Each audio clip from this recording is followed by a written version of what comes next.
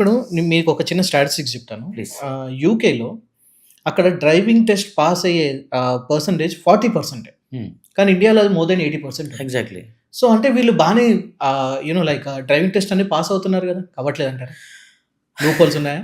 Loopholes ఉంటాయండి. అది అందరికి తెలిసిందే. నేను చెప్పకున్నా కూడా వ్యూవర్స్‌కి ఇప్పుడు అర్థమైపోతది. Exactly. I cannot US tell or that, really but smart. yeah. Loopholes ఉన్నాయి. అది మనందరికి యాహ్! తెలుసు. మీకు తెలుసు. మనకి ఇక్కడ ఉన్న టీమ్‌కి కూడా తెలుసు. యాహ్! వ్యూవర్స్‌కి అయితే 100% తెలుసు. లూపోల్స్ ఎక్కడున్నాయి, ఎక్కడ ఏం జరుగుతుందనేది తెలుసండి. రైట్. అయితే ఇక్కడే నాకు పాయింట్ ఏంటంటే, సో అంతటి పకడ్బందీగా ఇక్కడ ఎందుకు జరగట్లేదు? అండ్ ఇప్పుడు ఉప్పల్ దగ్గర గానీ, ఇంకెక్కడైనా కూడా ఆర్‌టీఓ ఆఫీస్ దగ్గర ఇవన్నీ ఎళ్ళినప్పుడు, హ్మ్. లోపలికెళ్ళడానికన్నా ముందుగానే బయట మనకి కొంతమంది మీడియేటర్స్ కనబడతారు. హ్మ్. ఇంత ఇవ్వండి, ఇంత చేస్తాను. నన్ను మీడియేటర్స్ ఇప్పుడు తిట్టుకుంటారేమో బహుశా. బట్ ఫ్రాంక్‌గా ఒక మాట ఏంటంటే, హ్మ్. ఇప్పుడు లోపలికెళ్ళడానికన్నా ముందుగానే వీళ్ళతోనే మాట్లాడుకోవాలి. హ్మ్. సో ఈ లెక్కన తీసుకుంటే, దాని తర్వాత ఒక్కసారి డ్రైవింగ్ లైసెన్స్ చేతికొచ్చాక అది లైఫ్ టైమ్ ఉంటుంది. మధ్యలో ఎప్పుడు కూడా వీళ్ళకి ఒక రివిజన్ టెస్ట్ అనో, లేకపోతే ఒక రీటెస్ట్ అనో ఇలాంటివి ఏది చేయట్లేదు. హ్మ్. ఇవెందుకు జరగట్లేదు అంటారు? అండ్ ఇది చేయడం వల్ల ఏమైనా యూజ్ ఉందా లేదా? ఆహ్, కొన్ని సంవత్సరాల నుంచి ఈ సిట్యుయేషన్ ప్రొలాంగ్ అవుతుంది. నడుస్తూనే ఉంది ఇలాగా. అది హ్యాబిచ్యుయేట్ అయిపోయాం. సో, మారుస్తానికి ఒకళ్ళు రావాలి.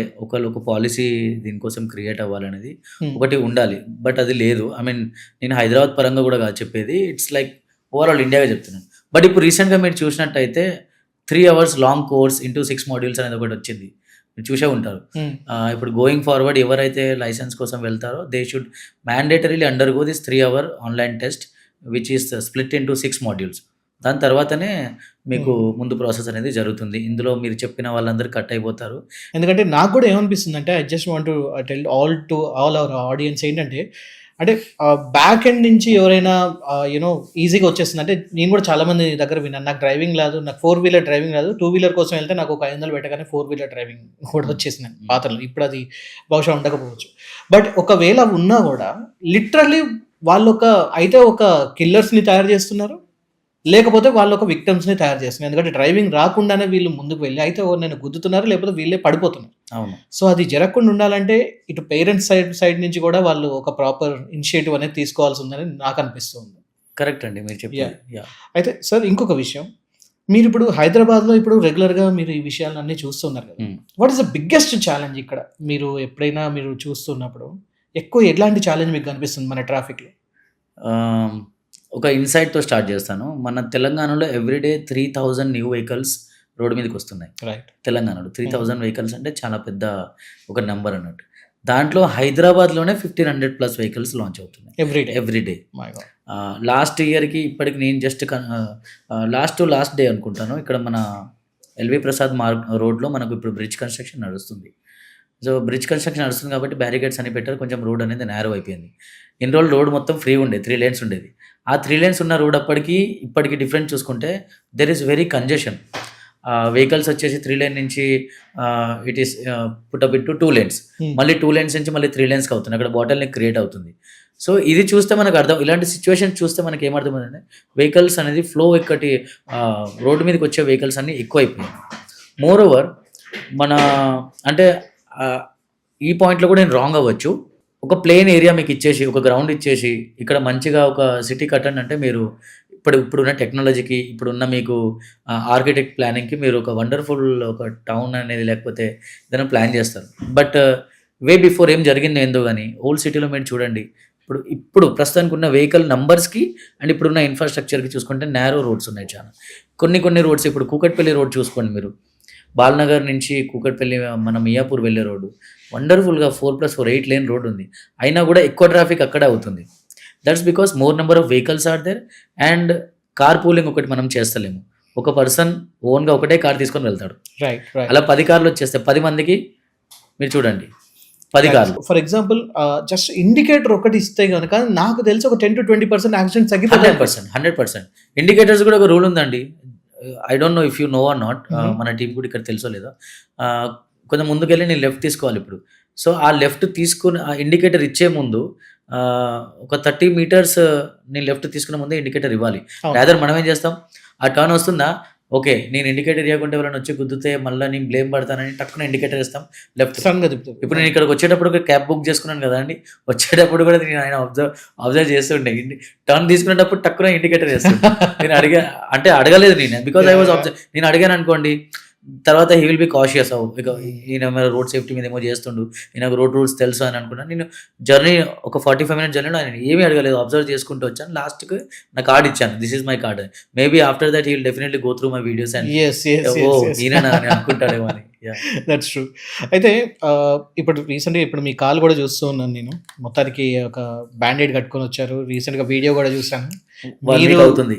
మీరు ఇన్ని రోజులు మీరు ఏదైతే రోడ్ అవేర్‌నెస్ చేస్తున్నారో ఆ! మీకే యాక్సిడెంట్ అయింది. ఎగ్జాక్ట్‌లీ. నా కామెంట్స్‌లలో ఒక 40% కామెంట్స్‌లో అంటే అన్ని మంచిగా నా కోసం అందరూ స్పీడీ రికవరీ కోసం విష్ చేశారు. కొంతమంది ఏం పెట్టారంటే, "అన్న పాములు పట్టేటోళ్ళనే పాములు కరుస్తాయి" అలా అని.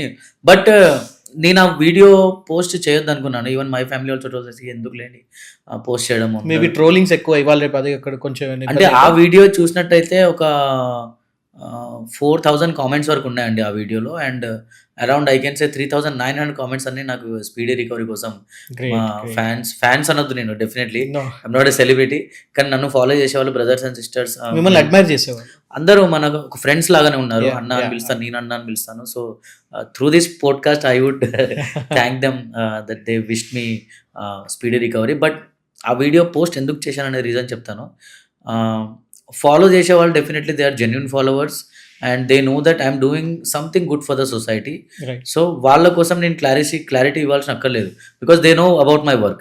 బట్ ఎవరైతే నన్ను ఫాలో అవుతలేరో, ఎవరైతే నా వీడియోస్ చూశారో, I would like to tell one thing దట్‌కి నేను road safety awareness I'm not a government body. I'm just individual volunteer. ఇంత రోడ్ సేఫ్టీ మీద ప్రమోట్ చేస్తూ కూడా మాకు కూడా దెబ్బలు తాకుతాయి అనేది నేను చూపెట్టాలనుకున్నాను. అండ్ మోర్ ఓవర్ కింద పడితే ఎంత ఇంపాక్ట్ అవుతుంది. జస్ట్ నేను 4 స్పీడ్ మీద ఉండే, నాట్ 10, 20, 4 మీద ఉండే నేను.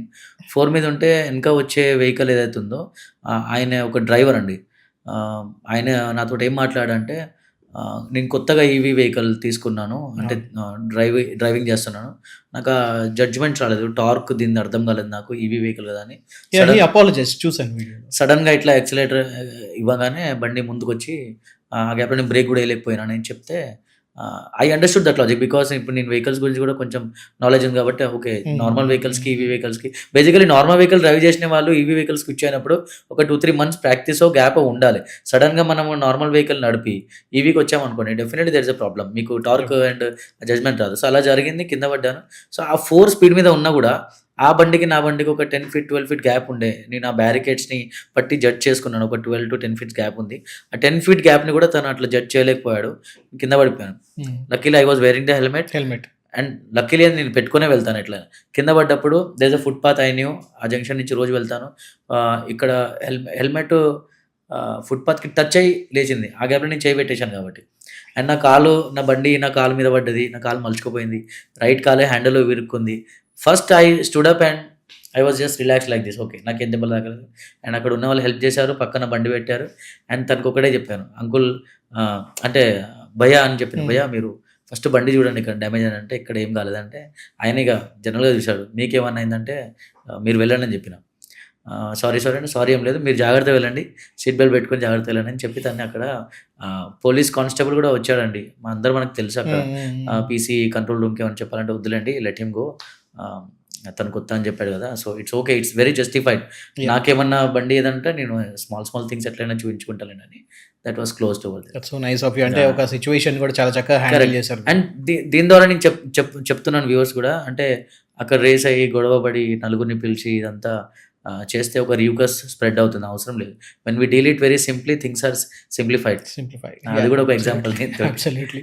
అయితే ఒకసారి ఇప్పుడు మీ జర్నీ అంటే ఒక నార్మల్ ఒక ఇండివిజువల్ సోషల్ యాక్టివిటీస్గా స్టార్ట్ అయ్యారు మీరు, అండ్ సొంతంగా ఒక ఇనిషియేటివ్ తీసుకున్నారు. అండ్ ఇది మన పోలీస్ వారి శాఖ దాకా మీరు వాళ్ళకంటే ఎలా పడ్డారు, and how you got contacts, and ఇవాళ మీరు వాళ్ళందరికీ ఒక సుపరిచితమైన వ్యక్తి. So how did this happen? అంటే సోషల్ మీడియాలో ఎట్లయినా మనం పెడుతూ ఉంటాం కదా. సో డెఫినెట్లీ ఒక అథారిటీలో ఉన్న వాళ్ళు, దే ఆర్ policemen అంటే ట్రాఫిక్ కావచ్చు, what's ever department they working, they will definitely have a look in the society. Social media through కావచ్చు, న్యూస్ పేపర్స్ త్రూ కావచ్చు, ఎలా అయినా they will have a eye on the society what's happening around us అనేది. So అలాగే maybe చూసినట్టుంది. And initially నేనే first try చేశాను to contact HCSC. But later మనకు అక్కడి నుంచి సరే మీరు కూడా ఒకసారి అండి అంటే వెళ్ళాం మనం. ఇది ప్రాసెస్ ఉంటుంది, ఇదంతా ఉంటే మనం వెళ్ళి చూసుకొని this are the activities you can do అని చెప్తే మనం స్టార్ట్ చేసినాం. మనం యాక్టివిటీ స్టార్ట్ చేసినాం. అండ్ నేను చెప్పాను initially beginning of the video only మనకు లిమిటేషన్స్ కూడా ఉన్నాయని చెప్పాను. ఐ కెనాట్ గో అంటే let me speak in Telugu. నేను వెళ్ళి ఒక పర్సన్కి తీసుకోలేను. I cannot do that. I cannot challan anyone. True true. మీరు ఇప్పుడు చూసే ఉంటారు సోషల్ మీడియాలో వేరే జోన్ సైబరాబాద్ ఉంది, వాళ్ళు ఇట్లా నెంబర్ పెట్టారు, సిటిజన్స్ కూడా వైలేషన్స్ ఫొటోస్ పంపించవచ్చు అని. హైదరాబాద్ కూడా ఒక నెంబర్ జారీ చేసింది, మల్కజ్గిరిలో కూడా ఒక నెంబర్ ఉంది. People are doing it. But initially నేను కూడా చేశాను. But now I'm not doing it. నేను అనుకున్నాను కదా, ఒక 4 ఫోటోలు తీసి పంపించి చలాన్ వేయించడం కంటే ఆ నలుగురు ఇట్లా ఇద్దరికి చెప్తే మేబీ చేంజ్ అవుతారేమో, ఒక సెకండ్ ఛాన్స్ లాగా అని ఆ అప్రోచ్ స్టార్ట్ చేశానండి. అదర్వైజ్ నేను మంత్కి 3000 4000 ఫొటోస్ పంపించేది. Now I regret it. Definitely మనం డైలీ ఎంతో కొంత గ్రో అవుతాం కాబట్టి దట్స్ లైక్ 1 year ముందు విషయం ఇది. Now I regret it sending the photos. But now I try to speak to them. వాళ్ళతో మాట్లాడి అట్లా కాదు అంటే అందరితో. ఇప్పుడు వ్యూవర్స్ అనుకుంటారు మాట్లాడతా ఎంతమంది పోయి మాట్లాడతాను, నాకు దొరికిన వాళ్ళతో మాట్లాడతాను. నేను ఆపిన సిగ్నల్ దగ్గర ఉంటాను, నలుగురు ఉంటారు, అటు ఇటు కొంచెం అటు చూసుకుని లుక్ వేసుకుని తను ఇది పెట్టుకోలేదా అన్న, ఇది పెట్టుకోండి కదా అంటే పెట్టుకోండి, అటు ఇటు కొంచెం మనకు ఫేస్ చూస్తే రీడ్ చేస్తే అర్థమైపోతుంది. అంటే మనం వాళ్ళకి అప్రోచ్ అయితే వాళ్ళు అప్రోచ్ అవుతారు అనేది కొంచెం అర్థమైపోతుంది. చూసే వరకు ఓకే బ్రో హెల్మెట్ పెట్టుకోలేదు అంటే ముందు ఉంటుంది హెల్మెట్. హెయిర్ ప్రాబ్లం అంటారు కొంతమంది, స్వెట్టింగ్ వస్తుంది అంటారు కొంతమంది. సరే రైనీ సీజన్ అంటే మనం we cannot discuss about that is natural thing.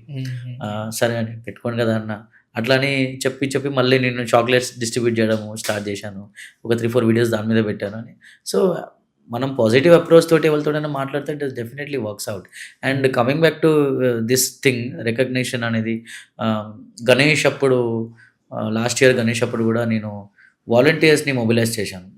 నాకు సోషల్ మీడియా పేజ్ ఉంది కాబట్టి వెన్ పీపుల్ లైక్డ్ ఇట్, ఒక 800 వాలంటీర్స్ని నేను మొబిలైజ్ చేసుకోవాలి. అవును, అదే నేను అడుగుదాం అనుకున్నాను. యాక్చువల్లీ మిమ్మల్ని చూసి మీరు ఇన్స్పైర్ అయిన వాళ్ళు కూడా చాలా మంది ఉండే ఉంటారు. అండ్ మీతో పాటు ఇలా వర్క్ చేయాలని కూడా కోరుకునే వాళ్ళు ఉంటారు, అంటే సెల్ఫ్లెస్ గా. కరెక్ట్. సో అలా ఎంతమంది మిమ్మల్ని అప్రోచ్ అయ్యారు అండ్ ఎంతమంది మీతో ఇప్పుడు వర్క్ చేస్తున్నారు? మీకంటూ ఒక సేన తయారైందా? ఎస్. ఓకే. గణేష్ అప్పటి నుంచి మాట్లాడదాం. గణేష్ అప్పుడు వచ్చేసి మనం ఒక ఇనిషియేటివ్ తీసుకున్నాము.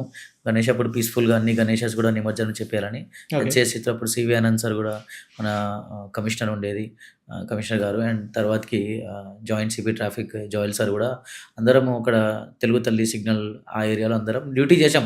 48 hours to 72 hours continuous duty మేము చేసినాం అప్పుడు.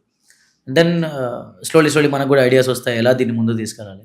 And when people love your work వాళ్ళు మనకు మెసేజ్ చేస్తారు, డిఎం చేస్తారు, అన్న మీలాగా నేను కూడా చేయాలనుకుంటున్నా, హౌ ఈజ్ ఇట్ పాసిబుల్ అని కొన్ని రిక్వెస్ట్ వచ్చాయి.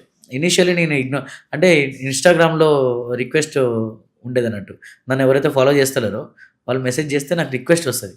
అది నేను చూసుకోకపోయేది, నేను ప్రైమరీ డిఎం చూసుకునేది. ఏం రిక్వెస్ట్ ఒకరోజు చూస్తే నాకు ఒక 70-80 మెసేజెస్ ఉన్నాయి. ఓ గుడ్ జాబ్ బ్రో, మంచిగా చేస్తున్నారు, మమ్మల్ని కూడా ఇన్వాల్వ్ చేయడం అంటే ఓకే.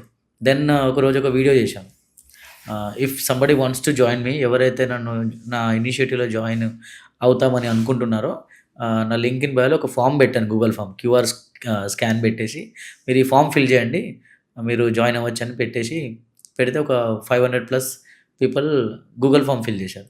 ఫిల్ చేయగానే వాళ్ళకి నేను అందరికి మెయిల్ చేశాను. అందరికి మెయిల్ పెట్టేసి ఒక గ్రూప్, వాట్సాప్ గ్రూప్ పెట్టాను. ఇప్పుడు ఆ వాట్సాప్ గ్రూప్లో 300+ మెంబర్స్ ఉన్నారు. మేల్ అండ్ ఫీమేల్ ఎంతమంది? మేలే ఉన్నారు ఎక్కువ. అవుట్ ఆఫ్ 100 చెప్పుకుంటే ఒక 90% మేలే ఉన్నారు.